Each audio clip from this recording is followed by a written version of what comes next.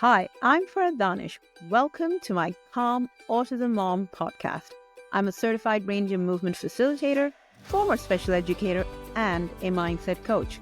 Through my podcast, I bring together experts from educational, psychology, and medical communities to share innovative insights on parenting and supporting individuals on the spectrum. My mission is to continuously learn and share the latest autism-related news and strategies, empowering moms and caregivers to take control of their child's autism journey. Today, I have with me Hazel McFadden. She's a rhythmic movement training consultant and yoga instructor with a background in food. As a passionate advocate for inclusion, she's also a mother and a leader of a neurodivergent household. Her expertise in primitive reflex integration, combined with her experiences as a mother of a picky eater and her own food-related challenges, has given her a deep understanding of the complexities surrounding food and safety. Today, particularly, we will be talking about primitive reflexes and their connection with picky eating. So join me in welcoming Hazel McFadden. So, Hazel, you're a mom of a neurodiverse household. You are a neurodiverse individual as well. What brought you to primitive reflexes? My son was about 10, actually. So he has identified needs and some challenges. And like many other moms in this situation, I did my fair share of therapy hopping and therapy shopping. And it was actually when I was trying to help my second child, my daughter, who was younger, with a certain challenge. And I was doing my research and my Googling, and I came across primitive reflexes. And I went, it was like a light bulb moment, because I had been down that, through that journey of the unknown, doing all the therapy shopping and hopping, and just, one step forward, two steps back. And then I learned about primitive reflexes and go, gosh, how would this journey have materialized? How would maybe we've reached points faster if I'd known about primitive reflexes? With a background in movement, I am a yoga instructor. The moment I learned more about primitive reflexes, it just clicked automatically, and I went, I need to learn more about this. And then I just went on a mission and didn't stop till I kind of got to this point where I'm pretty well versed. Wow. So you experienced this in your childhood as well, while growing up, the unintegrated movements being disruptive. How was that like for you at a time when neurodiversity was not recognized? Okay, well, I'll give you a great little example. I'm one of four girls, and my twin sister and I were in primary school in the Irish countryside, and we were about 7, and we weren't actually managing to keep up with our classmates, our peers. And my mum, she was great. She had plenty of awareness, and she was watching what was going on, and she went to get us some help. So we got a tutor, and particularly to help with English language skills. And after some time and some tuition, I managed to get to a certain level that I was able to continue, without the aid of tuition. But my sister was still having some challenges. This lady back then, she had such great foresight, because this is 40 years ago, and she suggested that my sister have an assessment for dyslexia. And she did. If I may ask, how way back was this? Like in the 80s? Yeah. Yes. Yeah. Like 40 years ago. So do the maths. That's about 83 or so. Yeah. 84. And so my sister then was identified with dyslexia. She managed to go through school basically with support, interventions and accommodations.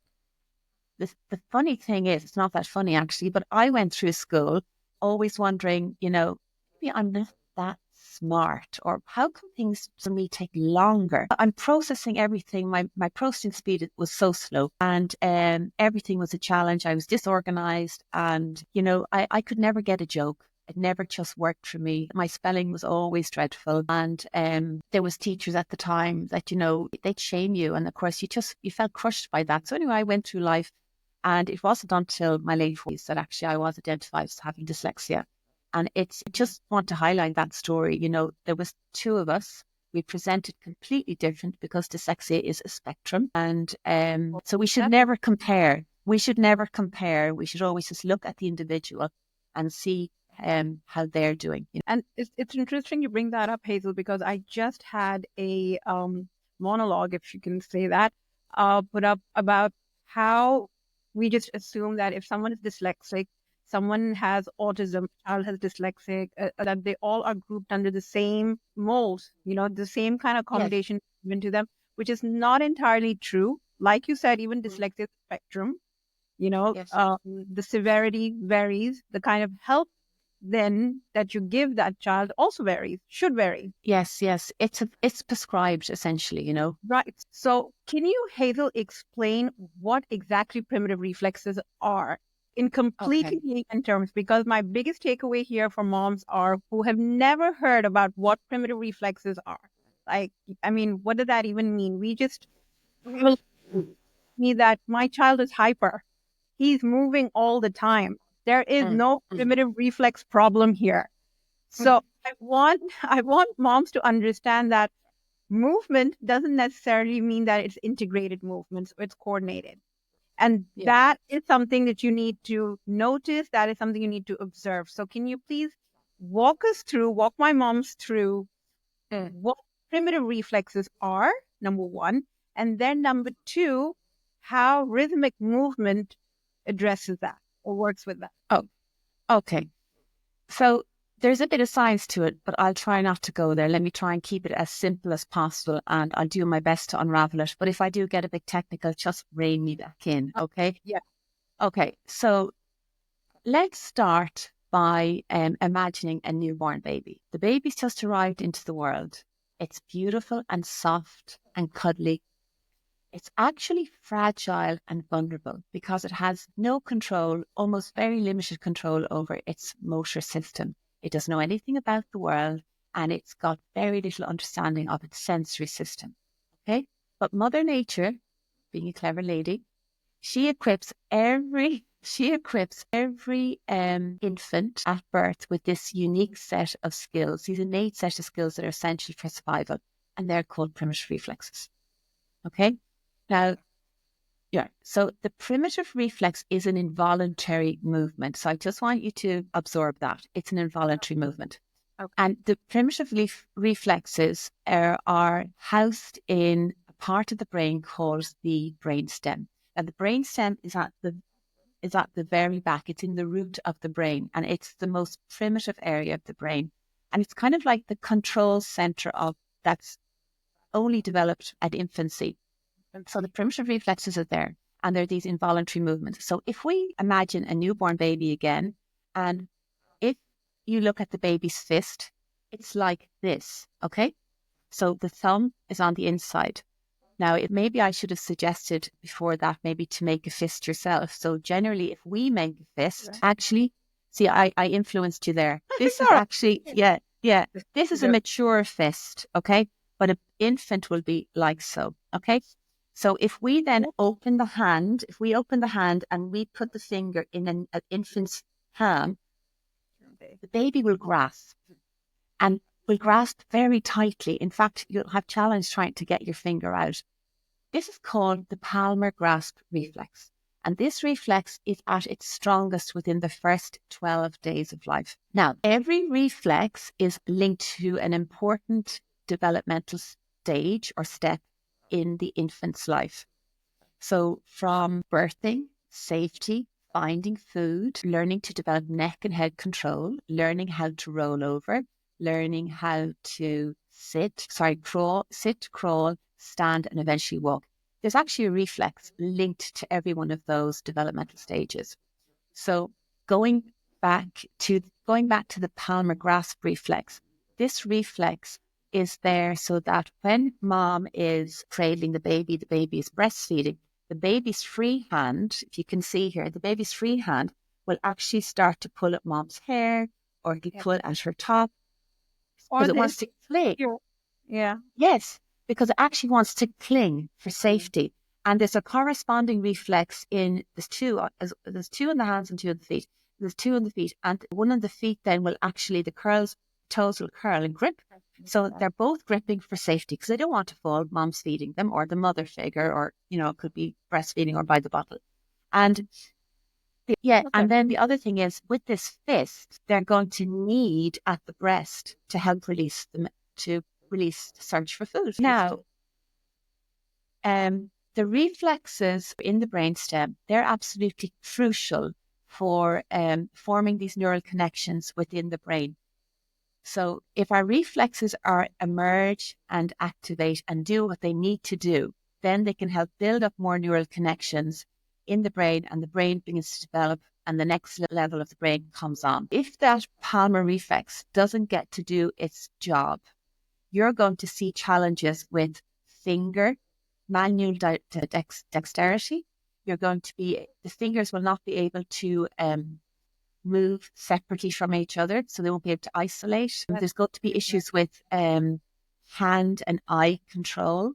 So the pincer grip, managing to actually hold the pencil correctly, there'll be a funny grip on the pencil, actually impacts with our speech and our articulation. So there may be developed delays there, yes, in speech. So actually all the hand reflexes are connected to our speech. Yes. And this one in particular, the palmar grasp reflex, if a child or an adult has a stammer or a stutter, there's something going on here with the palmar grasp reflex. Oh, yes, and very sensitive palms. And then a child may be dropping things, always dropping things. I was that child. I was always dropping things, always breaking things. Interesting is just to add on to that, because I'm making connections now as you say this. One of my sons, I've got 3 boys, so one of my sons would always, during boxing class, you're supposed to keep your thumb outside. If you keep it inside, you could potentially damage your thumb. When you're punching someone, you could break this bone. Yes. They would always be reminded to do this. Really struggled with remembering that. Automatically, this is what he would end up doing. When you said that, I'm like, oh my God, this brought memories back. Yes.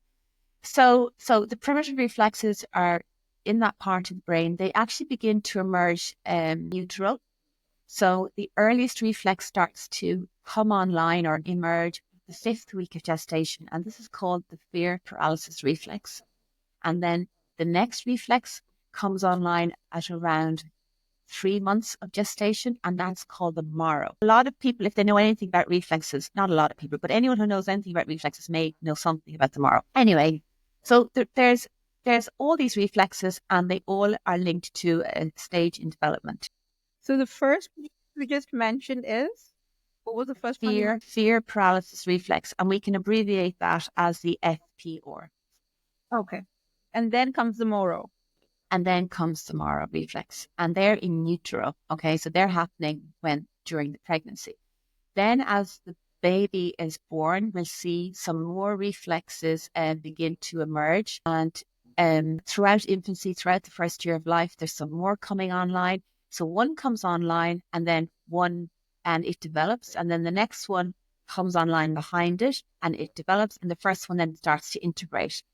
If you can imagine a relay race, okay, we've just seen the Olympics. That's what I mean. If you watch a relay race, so you've got a number of athletes, let's call them the primitive reflexes, and the first reflex emerges. So that athlete kicks off the starting block with the baton in hand, runs a lap around the track, meets the next reflex, hands over the baton. Reflex number 1 lies down, takes a rest, and actually integrates into our system. His job is done. And the next reflex continues on around the track, and remember, he's developing a skill within the childhood's development, and hands-on on the back, and then lies down, takes a rest, and integrates into the body. So the performance of the reflex is dependent on how well the previous reflex got on. They're like links in a chain. If one manages to connect to the next one will more than likely sail on and do it, take off, get its job done, and then integrate. By around between the first year of life and up to the 3rd year of life, all these reflexes ideally will have played their role in development, done their job, and integrate into the system. And then that allows for the next level to come online. And these are called lifelong postural reflexes. These are ones that we'll see right through our adult life. And that means that we're no longer making involuntary movement. we now have the skills to make a voluntary movement. We are conscious with our movement, and then this is controlled from the area of the brain called the cerebellum. So you can see when we allow these reflexes to do their thing, they then build up. Yes, they build up the levels and development in the brain, and the brain begins to mature. Movement matures, the brain matures. The brain matures, the movement matures. It all works together. The reflexes are also very important for training our autonomic nervous system, for helping our parasympathetic and our sympathetic branches of the nervous system to understand, are we safe or unsafe? I was just going to tell you to slow down there. Okay. Yeah, because the minute we talk about parasympathetic, sympathetic, I know a lot of moms like, okay, you're losing me there now at sympathetic. Okay, cool. Okay. So, okay. I answered your question. You have, and I do want you to talk about what you just did. We just want to explain what parasympathetic and sympathetic is before we start talking about. So the nervous system. Yeah. So the nervous. Okay. Yeah. So the primitive reflexes, again, they're crucial for forming those neural connections that help build up the brain, but also to build up and develop a healthy, mature, autonomic nervous system. And actually, I should add in here, there's something else that they're going to build. They're going to build our sensory processing system. So the three of those areas all interplay together. They all come on together. They all have to mature together. Okay. So back to the nervous system. Our nervous system has two avenues. It has fight or flight road, and it has a rest or digest mode or road. Okay. Okay. So so rest, this is how I remember it. So R is for rest, okay? And then parasympathetic, so P-A-R, there's an R in parasympathetic. Yeah. So rest and parasympathetic. And then the fight or flight is the sympathetic mode. Okay. That's easy for moms to remember. Yeah. So the two reflexes that we mentioned that come online at the very, very beginning, the fear paralysis and the Morrow, these two reflexes can be categorized as defensive reflexes, and they train the nervous system how to respond, hopefully safely and with a moderated response, an adaptive response to threat, danger, perceived threat or danger. So those reflexes, depending on how well they get on, that will have a knock-on effect on our central nervous system. So, for example, if the fear paralysis gets stuck and does not integrate because maybe there was some trauma during the pregnancy, there may have been some illness during the pregnancy, there may have been some illness or trauma, we'll say, and then that reflex actually doesn't get to emerge or develop or integrate correctly, our nervous system can get stuck in a fearful state.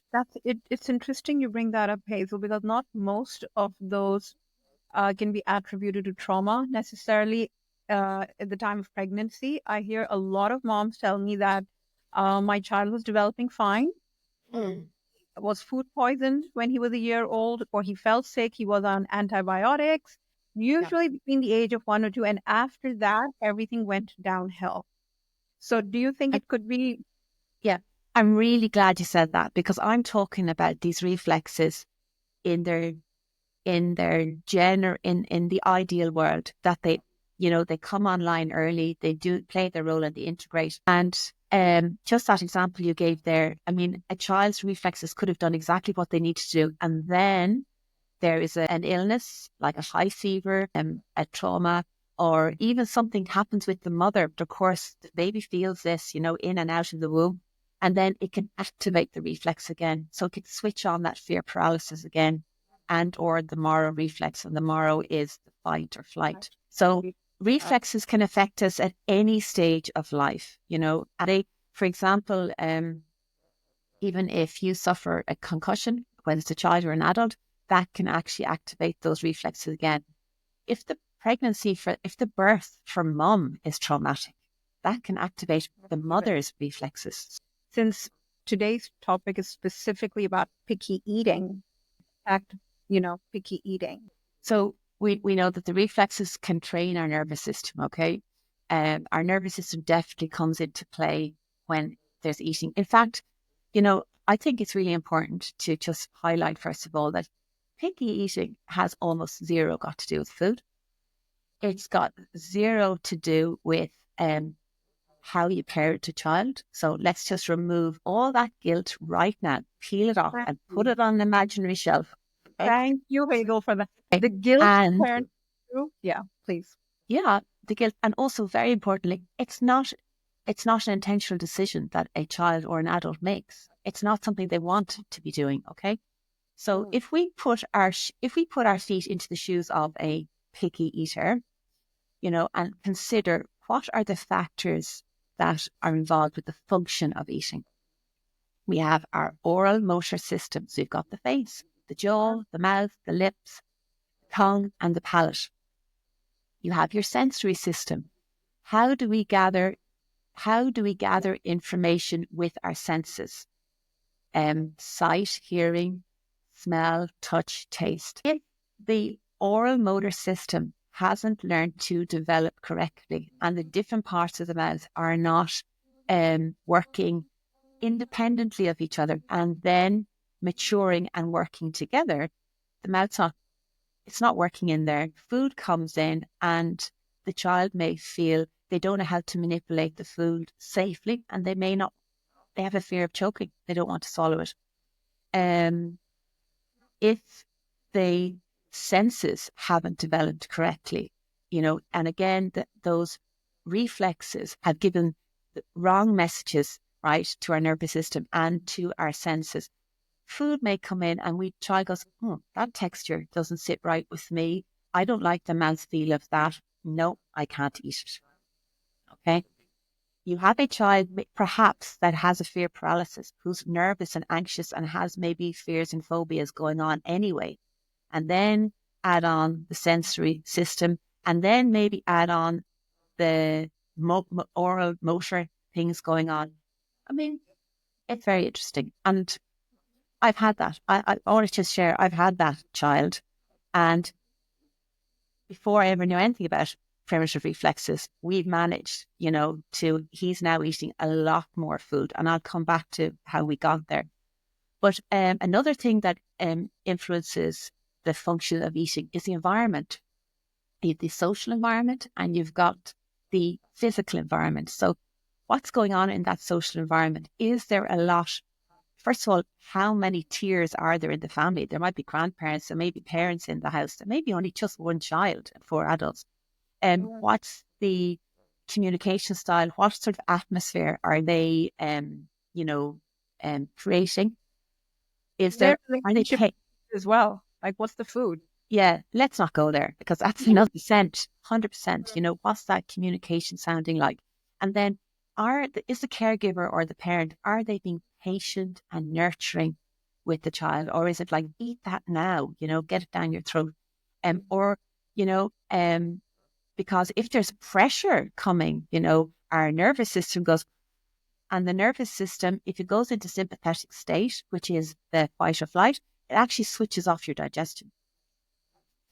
Health considerations and nutrition. So if a child or an adult is restricting their intake of food, if we look at the plate, then there's less variety on the plate. It means it's not a balanced diet. There's less nutrition coming in. They're eating the same thing possibly all the time. And there may be lack of nutrients. And one example would be zinc. If you're deficient in zinc, it actually can affect your taste buds. So it's kind of a vicious circle. And if we're low in iron, it can also affect our appetite. It also can affect our mood. So now we have a lack of appetite for food, but also a lack of appetite for life. So there's all these things going on. And then there's the emotional aspect of it too. Just a very quick story. When we all experienced COVID, and we're here in Dubai, the very first lockdown that happened there. And my first child, he was only 6, and he stopped eating. So he had a restricted diet. He was a picky eater already, and then he stopped eating. He was a picky eater. he was a picky eater, and then he stopped eating. Now, when I say stopped eating, he kind of went down to two things, but it was very concerning because I could see he was losing weight. Okay. Um, and that would just tell you that the environment, because mom and dad are now in the house, we're here all the time, they feel the tension, and that lack of certainty. So, yeah, when you consider all these things that it takes us to get the food in and get the food down. But just going back to your original question, there are two reflexes that help us to search and take in food. And the first one is called the rooting reflex. Okay. Now, the rooting reflex, it's got two branches, both coming from the side of the lip here. So one up this side and one up that side. And if you stroke yourself or a child with something, a Q-tip or something slightly pointy, and you just stroke up here, if there is a reaction like, or even if the hand goes to wipe it away because it feels funny, that's an indication that the rooting reflex is still present, that it didn't integrate. The rooting reflex, when it's stimulated by the nipple or the teat of the bottle, what happens is the mouth purses and the eyes avert, the head turns, and it roots to find the food source. So that's the rooting reflex. The next reflex that comes on is the suck reflex. So now the head is turned and rooted, and it will latch. And then there is this pull and release. It's a suck, and it releases the milk. Okay? Yeah. Just to go back to the rooting reflex, the rooting reflex is at its most active within the first 2 hours of life. First 2 hours of life. So I know what you're thinking. Where were you and your babies within the first 2 hours of life? Yeah. No, I do know that over here, the first thing they do is like right after you're done with labor, they just they shove the child into your face. And I would be like, I've just had, a difficult moment. Does this have to be? Does the baby have to be given to me? And you develop like, okay, I love my baby, but this is not the time. I'm just wrapping my head around what just happened with me, and I would 100%. actually consider it so inconsiderate. Okay, I understand the baby needs the mom's warmth, but I'm still not here. I'm still, getting myself organized up here with what just happened. But the sucking thing, yeah, did that happen with all four of my kids? I'm not too sure. Interesting. So, like my first child, it ended up being an emergency C-section, and he actually went to the ICU, and I went to a recovery ward, and we met a number of hours later, briefly, and then he actually went to a higher level in the ICU. So we didn't get that opportunity. So what happens is if that rooting reflex is not activated within the first 2 hours, it becomes more difficult for the child to learn to latch or to find food. Okay. And it'll hang around in a weakened state. And then it can create difficulties going forward. So again, there's a lot to do with speech and language. And emotional factors to this. A child may not, or adult, anybody with the reflex active, may not feel centered in themselves and may have difficulties making friendships and creating peer relationships. Oh, good Lord, that's profound. Yes. If you think about how far that goes. Yeah. Then they'll have a sensitivity on their face. They won't like being touched on the face. I mean, my own son in particular, so difficult. It used to be so difficult to get sunscreen on his face, really. Oh, wow. Like with all my boys, they refuse to put cream on their face. My oldest one, who's on the spectrum, can tolerate it better now because we put so much work into him. We just never suspected that for the other two. And now I'm seeing this connection. And yes, they do have some food sensitivities as well. Interesting. Yeah. So the rooting reflex, a person can kind of always be feeling a bit discontented, and also searching for the new. Never really quite satisfied with what they have. They're just looking for the new. I'll just look at my list here to see what else comes up there. Oh, and it can be challenging to grasp complex scenarios or analysis. So that's the rooting reflex. The suck reflex then is the one where they go to suck and release. So it's the tongue pushing forward and back. It's also using the cheeks are being brought into play here, and the palate.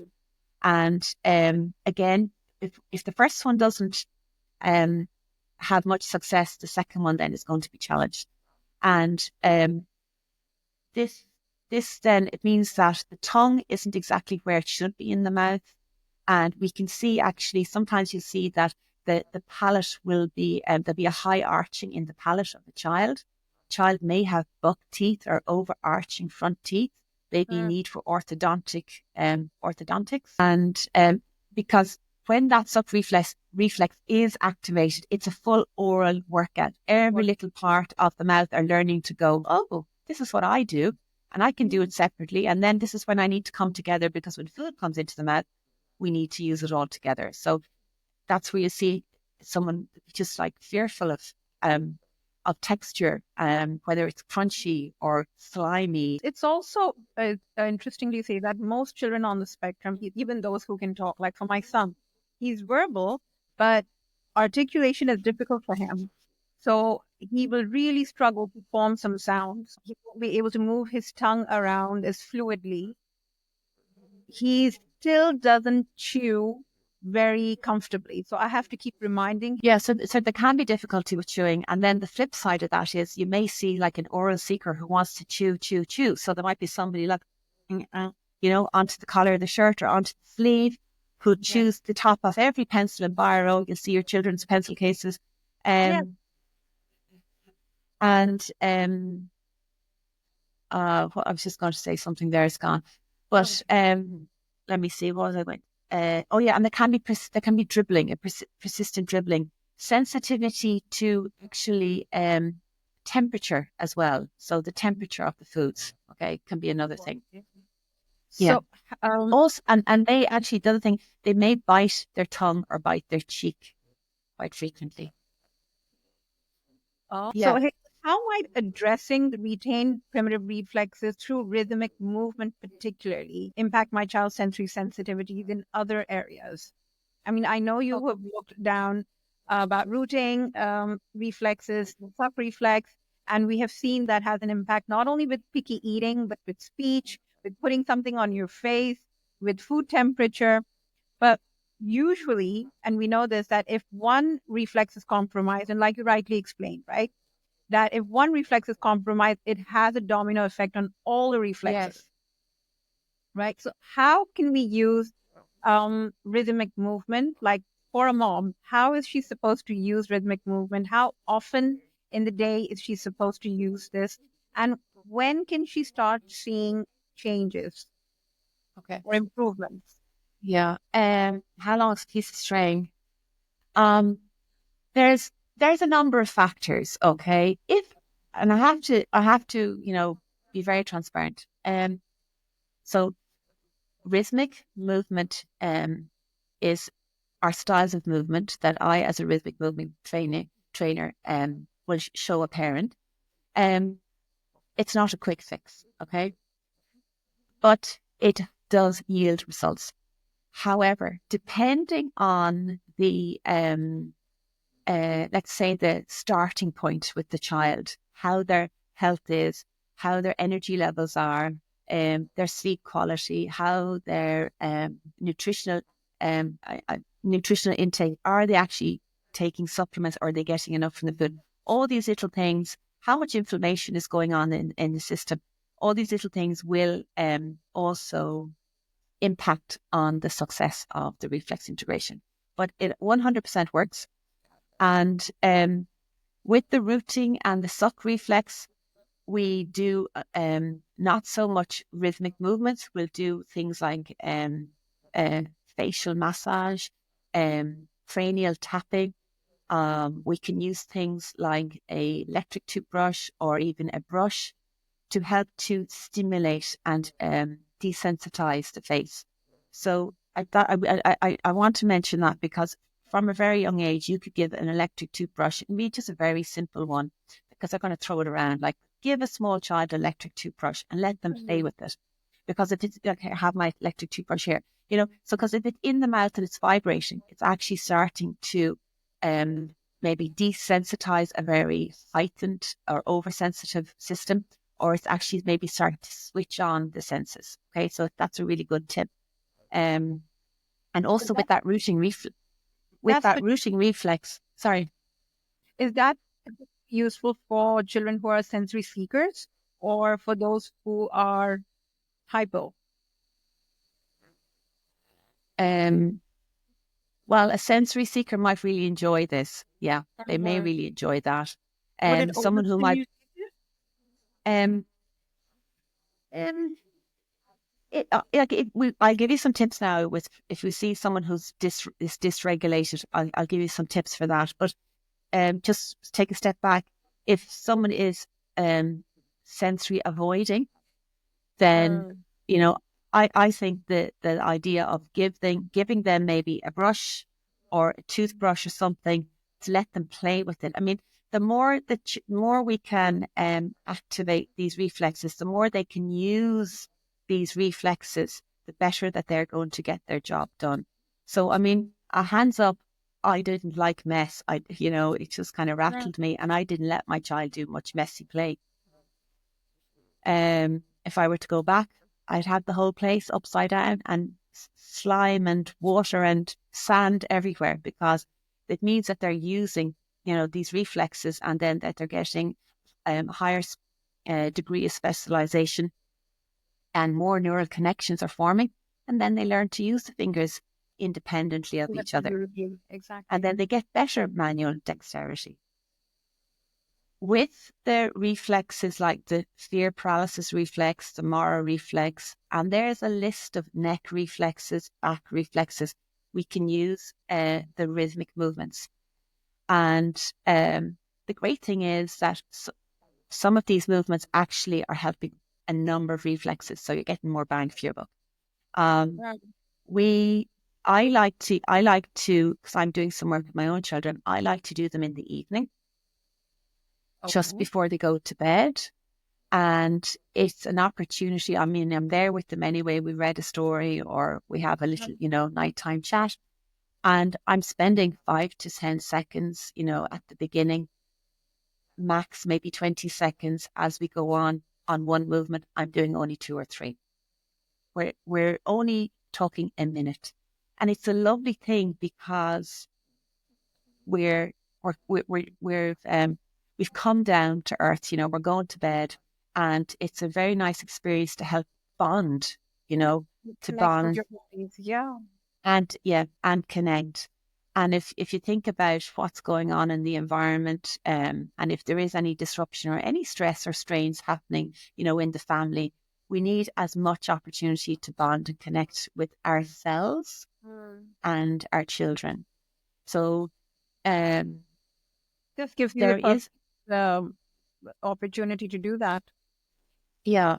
And you want to make sure that a child is feeling regulated before mealtime. And I am another thing that, the environment, you just have to wonder, is it big fluorescent tube lighting on the ceiling, or is it nice calm lighting?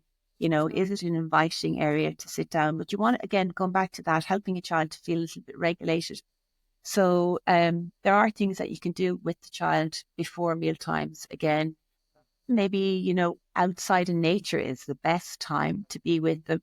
But there's one particular one that I like to do at any time and at night time with my children. It's called rib cage rocking. Rib cage rocking, yeah. So it involves the child or the adult and then myself. And it's where you're placing both hands just on either side of their ribs. So if you find, I'll just stand up here. If you just find the lowest, where is it? Yeah, it's there to stand straight. The lowest rib bone on both sides. And now I have, we have another guest here on the show. Her name is Elsa. Here she is. She didn't get time to get her hair done. So imagine Elsa is lying down, or the child is lying down. You're going to put one hand just here and then the other hand just there. So the child is lying down. So it's hands on either side, exactly. And you just feeling those rib bones, and basically, so it's 1 and then 2. 1. Are you moving 2. your hand or are you moving the body? Yeah, I'm moving my hand into the body. Great question. I'm moving my hand into the body, and the body gives a little movement, and then a little move. It's slight. It's a little slight movement. And you can offer the child the options on the pressure and the speed. Okay? You will feel the body. If the body is feeling very tense on option 1, and then you try a little different approach, like a little bit different speed of pressure, you'll feel maybe the body is giving or softening more, and the child would probably say, oh yeah, option 2 is better. And you just go with that. Seconds, you're just... Right. And that is what you suggest I start with. Like if any mom is supposed to with this, with working with rhythmic movement, we start with that. Yeah. Right. That is a great one to start with, because it helps with emotional regulation. It helps to bring us into more of a parasympathetic state, rest and digest. It also helps to activate our intercostal muscles, which we need for breathing, particularly diaphragmatic breathing, so belly breathing. Okay? If you look at a child and their shoulders are slightly raised, and then you look at their breathing and it's short and quick. It's shallow breathing, yeah. It's shallow breathing. Where are they? They're not rest and digest. They're in fight or flight. So we always have to be moving the dial ever so slightly closer and closer to getting to, that optimal state. So using the ribcage rocking can activate, awaken the intercostal muscles, which again helps with deep belly breathing, and it'll help with motility. So constipation, if there's a challenge there, don't be surprised if there's some movement. And again, it's just a very nice way just to connect. And if a child doesn't want to do it, that's fine. Do it on somebody else, or even do it on the doll. Okay? Do it on their favorite teddy, and they will be just looking. They will be observing. They'll say, "Oh, it's not frightening. It's nothing to be." They'll absorb it. It's something nice. You do it on the sibling, and they'll go, "Oh, I want to turn now." And then they'll line up for it eventually. So yeah. Okay. And that is something you suggest parents do, half an hour before mealtime, or? Well, you have to, yeah. I mean, we may not be able to find, exactly the right time. But yes, yeah, if a half an hour is what works for you, do it then. And then leading on from there, you might just do a little bit of breathing with them, And as a yoga instructor, I always say, first it's about the breath, and second it's about the movement. And I'd always, drink to think. So take a sip of water before you start. And a little tip here, which is nice, is if you ask somebody to place their hand on their tummy, their abdomen, and then use that as the cue. So when they take that inhalation, that soft inhalation, that they feel the abs inflate like a balloon and then deflate. Okay? So then they know they're breathing. They know that they're filling the lungs. They know that the diaphragm is actually starting to wave up and down, and then to sort of allow the tummy to inflate. Hazel, and I'm not targeting moms. A lot of people don't even know how to breathe. We assume that breathe just means what we do on a daily basis. We don't even realize that we are shallow breathing throughout our lives. And when I have these exercises with moms where I ask them to, breathe and imagine the breath going up from your abdomen all the way up, and they're like, "Oh my God, that's just overwhelming." I actually find that difficult to do. Yes. So I think it's so important for moms to understand what breathing should look like before they can help their child and direct their child's breathing process during rhythmic movement. So, yeah. Yes, I mean, every time, quite frequently, when someone comes, I will always look at how a person is breathing before we do anything, whether it's on a yoga mat or whether it's looking at the primitive reflexes. Many people don't nose breathe. They breathe through their mouth, or they're doing half and half. They're inhaling through the nose and exhaling through the mouth. Yeah. So, but my go-to would be to use the nose at all times, in and out through the nose.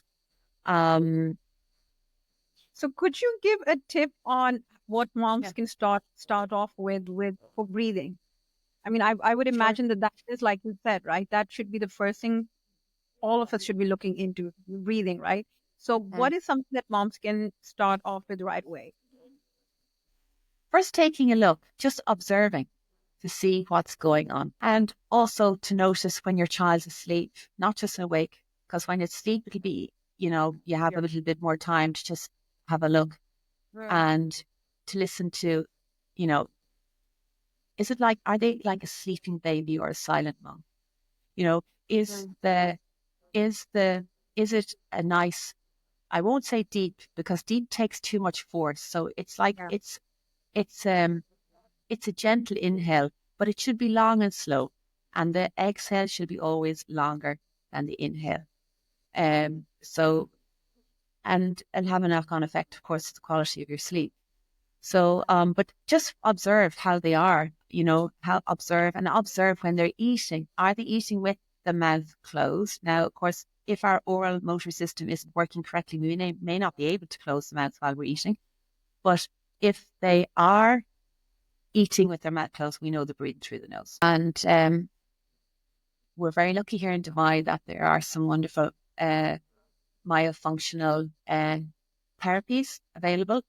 So in particular, you can see a myofunctional therapist, and they will help you to they just zone in on this area, and they just help you how to identify and separate, to use all the distant areas of the mouth, which again has that knock-on effect to breathing. Breathing, there's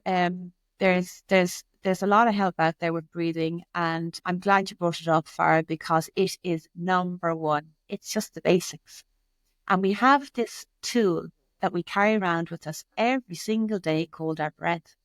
And it can, if we know how to use it correctly, it can save us from sending the wrong email to saying the wrong thing. It can really, switch down a reaction. I've noticed that with Suleiman, we have our morning routine. So the workout, his physical exercise is really, really a crucial part of his morning routine. And in that, we always end off with breath work. We start with breath work, we end off with breath work. And every time I ask him to do his breathing, to practice his breathing, and I hold one side of his nostril, and I make him use only one side, inhale and exhale using the same note. It's actually very taxing. And that is something I noticed. And that's why I have included that as part of my morning routine. And even before we start studying. So when he practices his breathing, there's something here which switches on. And I can see it in his eyes. I can see his eyes flop open. That something's working up over there. The engine is being turned on just by breathing alone. We haven't even started with any other exercise yet. That's great. And to use in yoga, we call that one Nadi Shodhana. So you get your mudra and your pincers and you place them over the nose, close, open.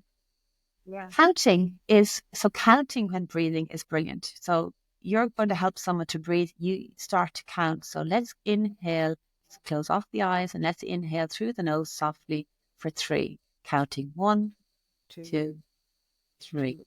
Take a pause. Exhale for 4, 3, 2, 1. Nose. Nose. Easier to use now. I know I have to work on my breath work as well. The counting is going to help.